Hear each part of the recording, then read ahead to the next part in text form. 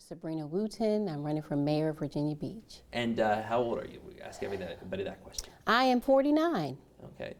And so you've been on council almost as long as I've been in Hampton Roads. Okay, You first didn't know were that. elected in 2018 That's in the right. fall to fill this special election seat for Mayor Bobby Dyer. Yes. And what has led you to decide to not seek re-election in your council district but run for mayor? Well, you know, it's been 6 years, and you know, I first, as you mentioned, became a council member with the support of the people all over the city. I ran at large in 2018 and garnered over 80-some thousand votes, and then ran for re-election in 2020 and garnered over 105,000 votes from citizens who wanted to see me serve in office. And so the last 6 years, it's the work I've been working, leading many efforts in the city of Virginia Beach, from homelessness to flooding, working with our local business owners. And, you know, in talking with folks, they want to see a new vision for Virginia Beach. And many of them have talked about new leadership as well. What type of vision do you believe you would bring that's different than what's there now? Well, I offer a shared vision. And so the last 9 months, I've been talking to people, residents all over the city, and they've shared their priorities with me, from preserving neighborhoods, from overdevelopment and flooding and crime, from ensuring we have a affordable community for every working citizen and our seniors, and also making sure that there is no overspending in local government, that we have effective use of their tax dollars, just to name a few, and ensuring that we have a sustainable environment and a place where our youth certainly can grow and develop and have opportunities for education and employment. And so what this campaign is about is taking their priorities and implementing them in government. I'm working on a strategic plan. That strategic plan will be implemented in government in each department.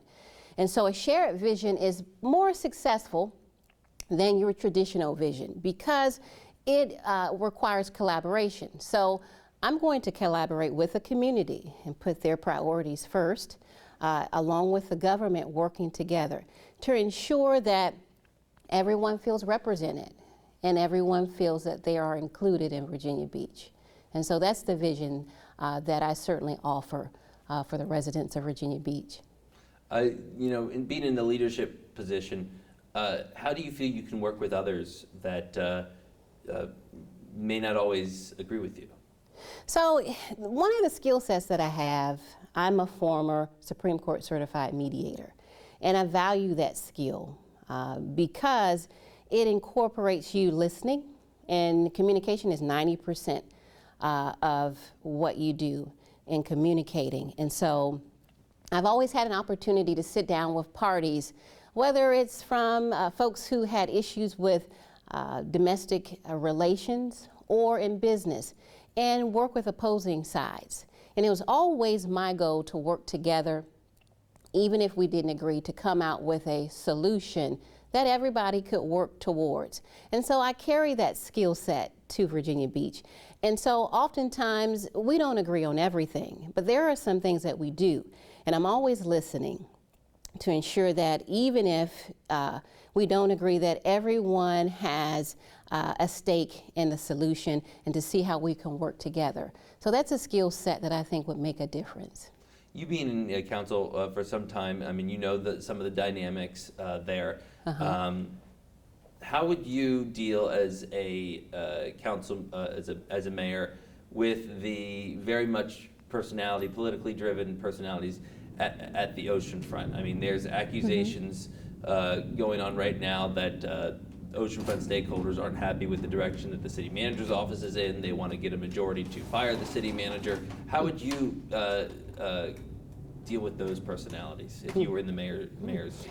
Well, that's good information to know. Oftentimes when I'm out in the community, I hear folks who say they're pleased with the city manager. So for me, it would really be sitting down at the table and hearing these stakeholders out to find ways that we can understand what their concerns are with the city manager in his office. and to see if we can come with a workable solution.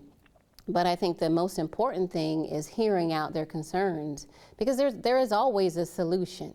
If you don't like the way something's being handled, well, let's find ways to change that. And in those ways, or finding ways to change it, let's see how we can find a workable win-win solution for everyone. So I think communication is the key, really articulating both sides, what they want and what their needs are. Do you, I know, I kind of remember when the policy was enacted either this year or last year by the mayor and the majority of council to now require 3 people to sponsor something. I think you made a comment at that time, and correct me if I'm wrong, that you felt that was directed at you. I don't recall, but go ahead. No, you didn't say that? I don't recall those words. However, I believe that that type of policy would be difficult to pursue issues that may be controversial, that the community might bring up, that I may bring forward, that would cause a stifling of the process in so many words. Would you be in favor of reverting to the old policy where any one council member could put something on the agenda? You know, I would certainly want to hear what the new, because after elections, I'm sure we're going to have some new folks come aboard. I would want to hear their opinion. Certainly open to that, but I would like to hear, you know, their concerns and how they would want to move forward. The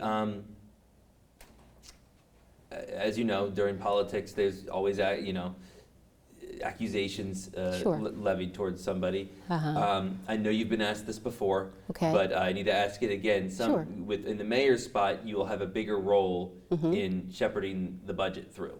Okay.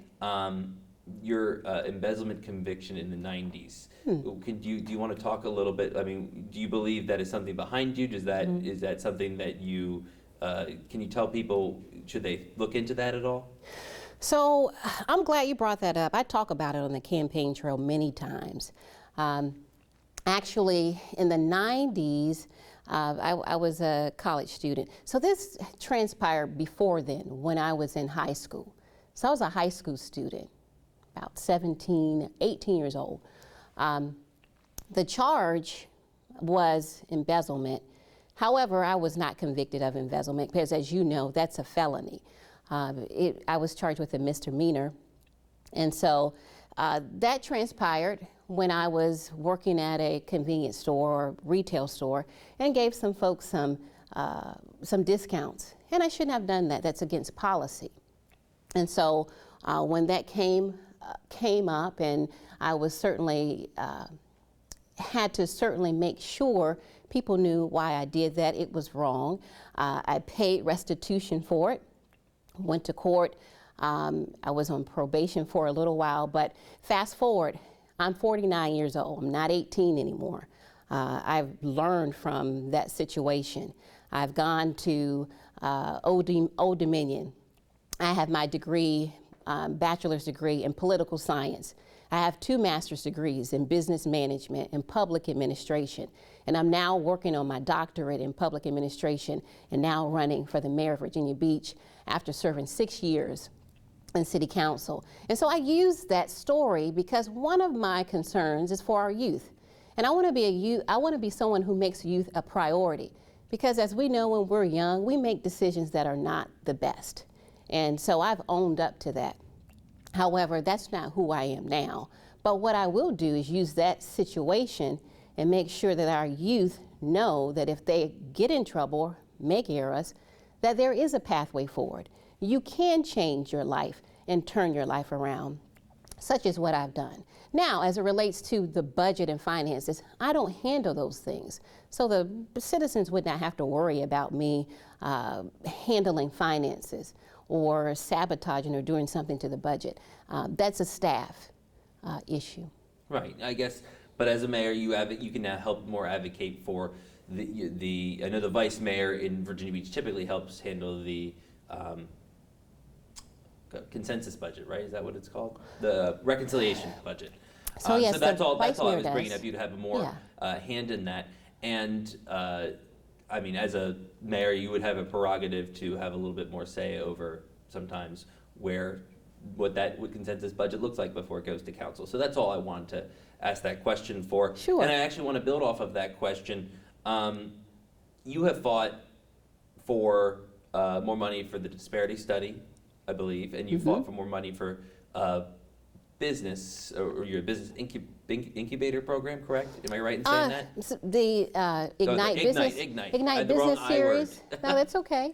Yeah, Ignite. Yes. Where do you see those going if you become mayor? How will you balance those priorities with other priorities in the city on the budgetary side? So what I would say is the Ignite Business Series was instrumental because it was implemented to address the disparity study in Virginia Beach. The disparity study showed that there was concern with bringing awareness and educating folks who are entrepreneurs and business owners.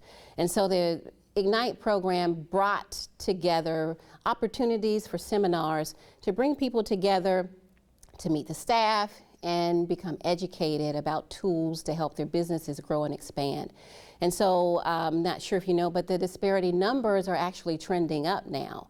And so the Ignite Business Series has had a hand in that because it has brought awareness and has brought folks together to look at those opportunities for small businesses, women, minority, and service-disabled veteran businesses. Now, the other point is Ignite only received $3,000. And so if you look at $3,000 in a budget of over several billions of dollars, $2.4 billion, $3,000 is minute in that budget. And you know, if you do the math with the residents in the city of Virginia Beach, I mean, it's probably less than $1. And so a small investment like that, that actually produce some really stellar results, I would think, I think is certainly warranted. If we're talking about how we're going to increase that, that would be something that I certainly would have to look at. But right now, I don't see a need to increase that program over $3,000. And just to clarify, when you say disparity numbers have gone up, do you mean the level of disparities have gone down? Or So I just want to clarify. So for instance, I'll say minority businesses. So the goal was 12%. And so now we see the numbers have trended up over 12%.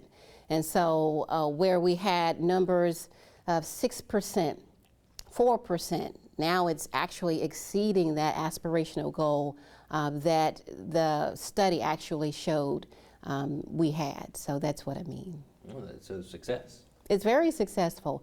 And I think, you know, the Ignite Business Series, while it didn't, you know, certainly there were other aspects there, but that's what the Ignite Business Series did. It helped to focus on the disparity and really work to try to address the concerns there for folks who were, you know, feeling like they were not, they didn't have opportunities for contracting.